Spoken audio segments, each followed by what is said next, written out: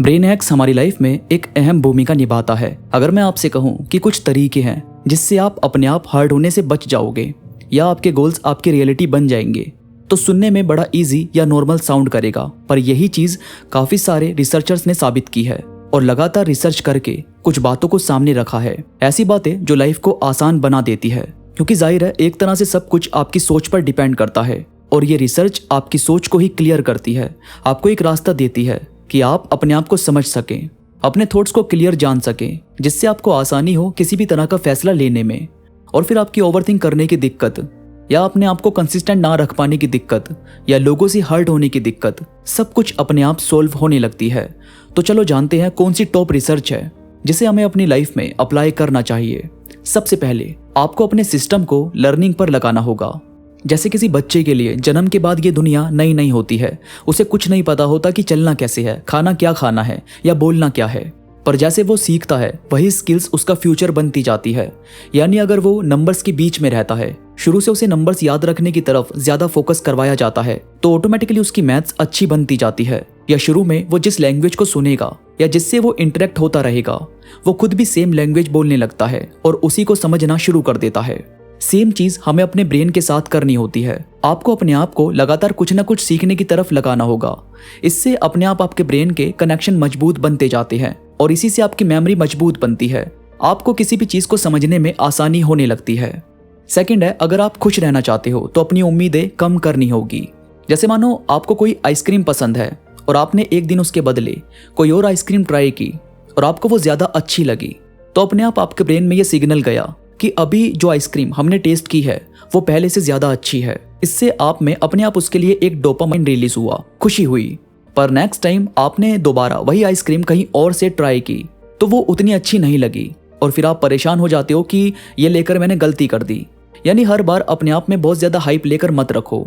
आपको ये मालूम होना चाहिए, यानी 1% तो आपके मन में ये होना चाहिए कि क्या पता उसका टेस्ट खराब निकल सकता है। ऐसे ही जब किसी से उम्मीद लगा रहे हो तो पूरी तरह से उस पर डिपेंड होने से अच्छा है कि कुछ अपने मन में रखो कि अगर उन्होंने ये काम नहीं किया या हेल्प नहीं की तो अपने आप को आप परेशान नहीं करोगे, बल्कि कुछ और भी आपके पास ऑप्शंस होंगे या कुछ ना कुछ रास्ता निकालोगे। इससे आपके इमोशंस हर्ट नहीं होते, बल्कि आप समझदार बनते जाते हो। इसके बाद है, अपनी लाइफ के सबसे जरूरी काम के लिए आपको खुद को तैयार करना होता है। कई बार बहुत सारे लोग अपनी जॉब को पसंद नहीं करते, वो ईमेल्स चेक करते हैं या ऑफिस का वर्क करते हैं तो ऐसा फील करते हैं कि मैं नहीं कर रहा या मुझे नहीं करना, या वो काम ही नहीं करते, उस चीज के लिए सीरियस होते ही नहीं। ये तभी होता है जब आप खुद को तैयार नहीं करते कि हाँ मुझे ये करना है, जबकि आपको अपनी लाइफ के जरूरी काम के लिए खुद को तैयार करना होगा। यानी ये बात आपको पता होनी चाहिए कि मैं क्या कर रहा हूँ और क्यों, और क्या इसके अलावा और भी अभी कुछ काम है। अगर नहीं है तो फिर मन मारने से अच्छा है कि आप लगातार काम करो ताकि खुद को एक लेवल ऊपर लेकर जा सको। इसके बाद है, चलना जरूरी है। बहुत सारी रिसर्च में ये सामने आया कि वॉक करने से इंसान थोड़ा और क्लियर सोचने लगता है। हम जब वॉक करते हैं तो बहुत सारी चीजों को ऑब्जर्व करते हैं। ऑब्जर्व करने से हम उन्हें अपनी डेली लाइफ से कनेक्ट करते हैं और कई लोग तो ह्यूमर भी चलते चलते ढूंढ लेते हैं।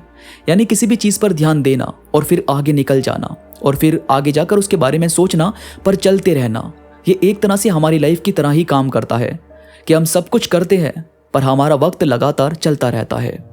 इसके बाद है, आपके पास का एनवायरनमेंट मायने रखता है। जैसे किसी बच्चे के जन्म के बाद वो कैसे लोगों के बीच रहता है, उसने बड़े होते हुए क्या क्या देखा, ये सभी चीज उसके सोचने की क्षमता को अफेक्ट करती है और उसका नजरिया दुनिया को लेकर अपने आसपास के लोगों की वजह से कुछ वैसा ही बनने लगता है। ऐसे ही कई बार हमें एक अलग माहौल चाहिए होता है, खुद को हील करने के लिए, खुद को समझने के लिए, एक नया रास्ता खोजने के लिए या लाइफ के लिए कुछ नया आइडिया सोचने के लिए। अब इसका मतलब ये नहीं है कि आप सबसे अलग रहना शुरू कर दो। आपको बस 1-2 घंटे खुद के साथ बिताने चाहिए, या बस जहां आप वर्क करते हो उस जगह पर थोड़ा बहुत चेंज करो। जैसे सामान को फिर से रीसेट करना या अपने आप को किसी दूसरी जगह बैठाना और वहां पर काम करना। ये छोटी छोटी चीजें हैं पर काम करती है। इसके बाद है, कुछ भी याद करने के लिए उसी से जुड़ी कुछ और बात से उसे कनेक्ट कर दिया करो। यानी अगर आपको किसी का बर्थडे याद करना है तो उस दिन कुछ और अगर हुआ है तो उससे उस चीज को कनेक्ट कर दोगे तो आपको ये याद रखने में आसानी होगी। यानी जब आप नया कुछ पढ़ते हो और आपको वो याद रखना है तो कोशिश करो उसे ब्रेक करके याद करने की। इसके बाद है, अपने इमोशंस पर आपको ध्यान देना चाहिए। इमोशनल अवेयरनेस इसलिए भी जरूरी है क्योंकि ये आपको बहने नहीं देती। यानी अगर आपको किसी से अटैचमेंट हो रही है और उसी अटैचमेंट नहीं है तो इमोशनल अवेयरनेस आपको एक बार रुकने के लिए वार्न करती है। यानी आपको अंदर से फील होता है कि जब उसके मन में कुछ नहीं है तो फिर आपको रुक जाना चाहिए। ऐसे ही अगर आप ओवर थिंकिंग करते हो तो आप अपने आप को एक जगह पर रोक दोगे कि अब बहुत ज़रूरी है कि इस चीज़ को ना सोचा जाए। यही चीज़ जब आप सैड फील कर रहे हो तो आपको अपने थॉट्स को दूसरी जगह लगाने में हेल्प करती है। फिर आप देखते हो कि आपको कुछ और करना चाहिए, अपने आप को बिजी करना चाहिए ताकि आप वो बातें ना सोचो जो आपको उदास कर रही है। इसके बाद है बहुत सारे रिसर्चर्स ये मानते हैं कि रात के समय आपको ब्लू लाइट से बचना चाहिए। ब्लू लाइट इंसान के लिए दिन में बहुत सही मानी गई है। यानी अगर आप ब्लू लाइट में वर्क करते हो तो आप ज़्यादा फोकस कर सकोगे, ज़्यादा अटेंशन रहोगे और आपको अपने वर्क करने का ज़्यादा मन करेगा। लेकिन ब्लू लाइट को रात के समय देखना या उसमें काम करना एक तरह से ब्रेन को वो सिग्नल नहीं पहुंचने देता जो एक्चुअल में उसके पास पहुंचना चाहिए। और इलेक्ट्रॉनिक चीज़ें लाइक मोबाइल, लैपटॉप रात के समय ज़्यादा यूज़ करने से बहुत सारे लोगों के सिर में दर्द रहता है या उनमें आलस आता है। तो जितना कम आप रात में इस्तेमाल करो उतना सही है।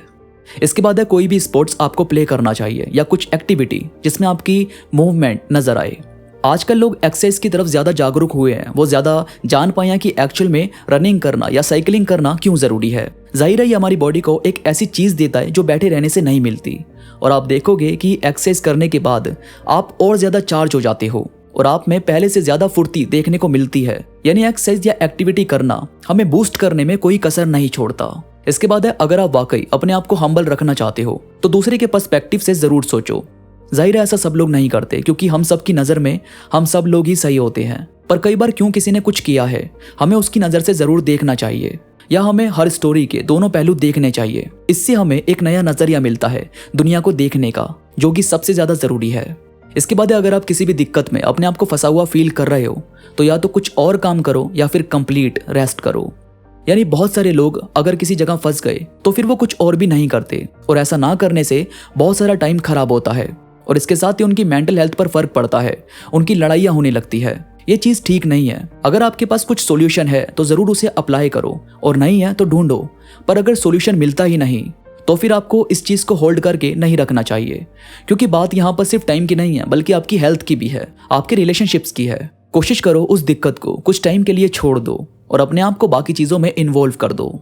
इसके बाद आपका माइंडसेट हमेशा ग्रोथ माइंडसेट होना चाहिए। ग्रोथ माइंडसेट होता है कि आपके थॉट्स, इमोशंस, आपका एक्शंस लेना, ये सब कुछ आप खुद को बेहतर बनाने के लिए इस्तेमाल कर रहे हो। आप आज क्या कर रहे हो वो आपको क्लियरली पता है कि आपको लाइफ में किस तरफ जाना है और उसी तरफ जाने के लिए आप आज ये कर रहे हो। ग्रोथ माइंडसेट आपको बताता है कि मेरा टाइम क्यों ज़रूरी है, मुझे क्या नॉलेज लेकर कहाँ पर अप्लाई करनी है। ये एक तरह की आदत की तरह काम करता है और यही आदत आपका दिन बनाती है, आपकी लाइफ बनाती है। इसके बाद अगर आप अपनी नॉलेज बढ़ाना चाहते हो तो कोशिश करो दूसरों से उसे शेयर करने की। नई नई बातें, नए नए क्वेश्चंस आपको एक ऐसी कैटेगरी में डाल देते हैं जहां पर आप खुद को कुछ नया जानने की तरफ लेकर जाते हो। याद रखो, जब आप किसी को कुछ बताओ तो ये सोचकर बताओ कि मैं रिवाइज कर रहा हूँ जो मुझे पता है, और अगर मैं गलत हूँ या मुझे कोई टोक देता है तो मैं ज़रूर उसे अपनाऊंगा। ये नहीं कि हम बहस करने लग जाएं कि नहीं हम सही हैं। ये सब आपको नहीं करना है। और दूसरों को सुनो इस तरह से कि आप कुछ जानना चाहते हो या खुद को बस रिलैक्स फील करवाना चाहते हो। ये दोनों ही बात आपके रिश्ते को अच्छा करती है। इसके बाद अपना टाइम शेड्यूल ज़रूर बनाओ। अगर आप बिना शेड्यूल बनाए कोई काम करने लगे तो फिर बहुत सारा टाइम निकल जाता है। वैसे तो ये तब ज़रूरी है जब आपके पास बहुत सारे काम हो, पर अगर आपके पास सिर्फ 1-2 काम है तो फिर ऐसे टाइम का शेड्यूल मत बनाओ। आप सिर्फ ये एक्सेप्ट करो कि मुझे आज की डेट में ये काम कंप्लीट करना है। ऐसा करने से आपके बहुत सारे काम टाइम से कंप्लीट होंगे और आप जल्दी जल्दी लाइफ में आगे बढ़ोगे। इसके बाद हर चीज़ से थोड़ा साइड होकर खुद के साथ वक्त बिताओ। इससे ये होगा कि आप ज़्यादा स्ट्रेस नहीं लोगे, आप पर लोड नहीं पड़ेगा, बल्कि आपको थोड़ी राहत मिलेगी। खुद के लिए वक्त निकालना बहुत ज़रूरी है ताकि आप अपनी अच्छी बुरी चीज़ पर ध्यान दे पाओ, अपने आप को इम्प्रूव कर सको, डे बाय डे खुद के बारे में जान सको और अपनी कमियों पर ध्यान दे सको। ये सभी बातें आपको अंदर से मजबूत करती है। आप अपने आप को इम्प्रूव कर पाते हो, कॉन्फिडेंस बढ़ता है और आपको खुद को आगे बढ़ाने में आसानी होती है। तो वीडियो में कोई भी बात आपको पसंद आई तो प्लीज़ लाइक करो और कमेंट्स में मुझे ज़रूर बताओ कि आपको ये बातें कैसी लगी। इसके साथ ही मेरे साथ इंस्टाग्राम पर अभी कनेक्ट हो जाओ। इंस्टाग्राम का लिंक नीचे डिस्क्रिप्शन में मौजूद है, तो प्लीज़ क्लिक करो और कनेक्ट हो जाओ। तो अभी के लिए बस इतना ही। मैं मिलूंगा आपसे नई वीडियो के साथ, तब तक के लिए धन्यवाद।